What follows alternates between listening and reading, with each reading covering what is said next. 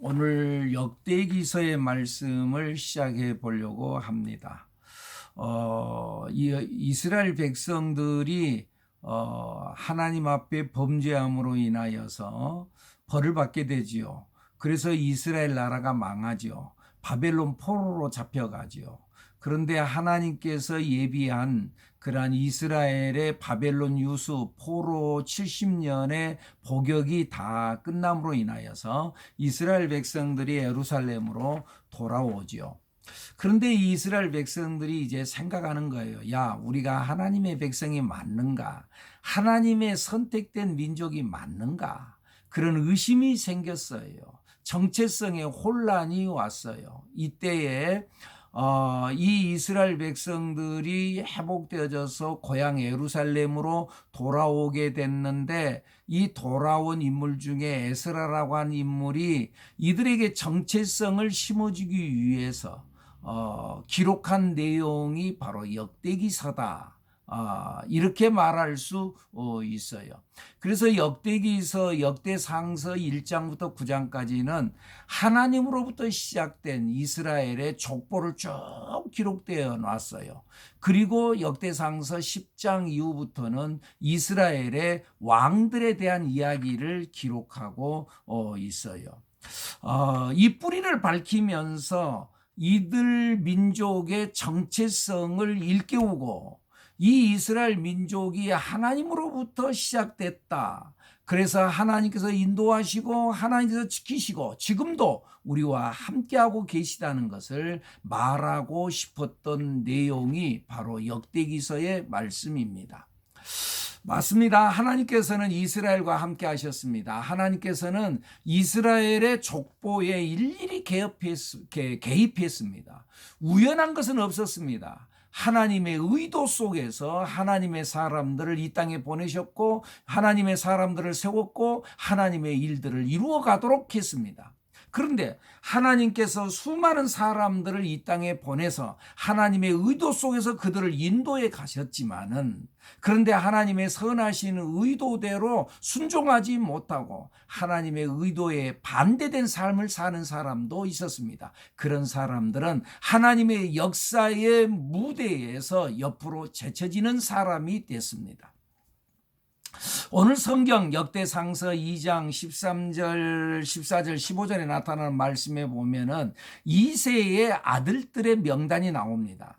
이새는 맏아들 엘리압과 둘째로 아비나답과 셋째로 시므아와 넷째로 느다넬과 다섯째로 рат대와 여섯째로 오셈과 일곱째로 다윗을 낳았으며 라고 기록하고 있습니다. 일곱째 아들 다윗.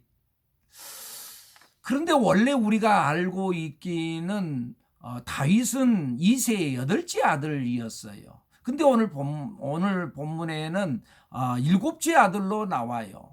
자, 사무엘상서 16장에 보면은 사무엘 선지자가 이새의 집에 방문해서 사울을 이제 왕에서 물러나게 하고 사울의 후계자로 다윗을 왕으로 세우기 위해서 하나님께서 보내셔서 이새의 집에 들어가죠.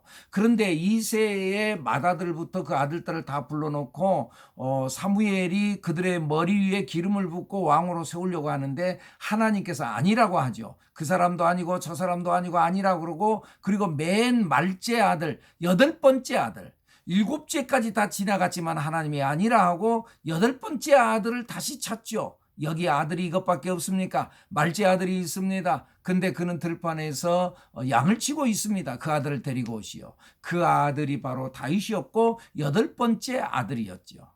그런데 오늘 본문에는 일곱째 아들이라고 말씀이 나오거든요. 그래서 학자들은 이야기하기를 아마도 일곱 번째 아들이 죽었을 것으로 추측합니다. 그러면서 저는 하나 생각해 봅니다. 사람이 이 세상에 왔다가 어차피 다 이 세상에다 떠나는 건 당연한 건데, 그런데 그냥 왔다가 그냥 가는 존재가 아닌 하나님의 선하신 의도에 합당하게 사는 우리가 돼야 되지 않겠는가?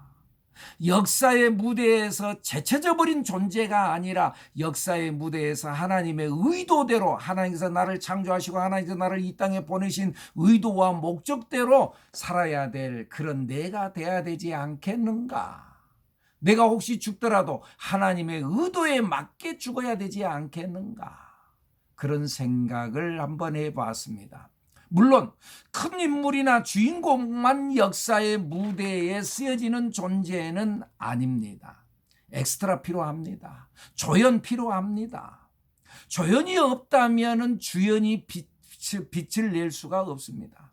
하나님께서는 조연들 속에서도 분명히 동일하게 역사하시는 하나님입니다. 그러니까 조연을 무시하는 이야기는 아닙니다. 그러나 하나님의 의도에 불합당하게 제쳐진 사람, 하나님의 의도와 상관없이 사는 사람, 그런 삶이 되면 안 되지 않겠는가? 사울처럼 말입니다. 사랑하는 여러분, 오늘도 내가 하나님의 의도대로 하나님께서 나를 이 땅에 보내신 그 목적대로 내가 사는 존재인가? 나를 향한 하나님의 계획은 무엇일까? 하나님에 대한 하나님의 의도와 하나님의 계획 앞에 서서 하나님의 인도를 받는 우리들 여러분들이 되기를 축복합니다. 할렐루야.